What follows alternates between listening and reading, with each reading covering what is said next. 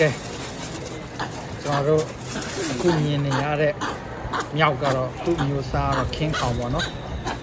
ကျွန်တော်တို့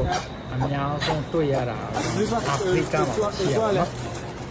ရှားနိုင်ငံတွေကတော့အလှတွေပါမွေးတယ်ဗျဒီခင်းခေါင်မျိုးစစ်မြောက်မျိုးစားတဲ့ကျွန်တော်တို့အာဖရိကတိုင်းရပဲဖြစ်ပါတယ်အာဖရိကပဲဖြစ်ပါတော့နော်ကျွန်တော်အာဖရိကမြောက်မျိုးတွေဖြစ်ပါတယ်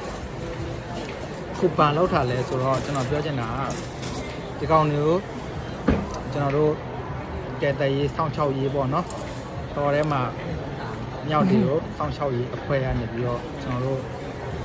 အစာတွေပါကျွေးတယ်နေပြီးတော့တန်ရာတွေပါရတယ်ပေါ့နော်အခုကြည့်ပါဦးနော်ခြေထောက်တွေကြော်ကုန်းတွေလက်တွေပါနေတို့တန်ရာတွေရတယ်ဗျ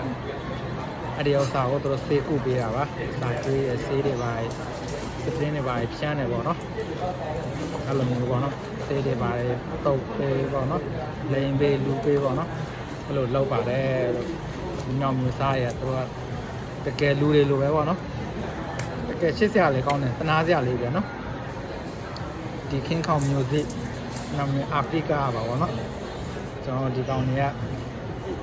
လူတွေကိုရံမလို့ပေါ့နော်ဒီကောင်တွေကလိမ်မာတယ်ဗျလူနဲ့ရှစ်ခင်ရှိတယ်သူတို့အစာတွေကျွေးတယ်နေပြီးရင်သူတို့ရဲ့တန်ရာတွေပေါ့နော်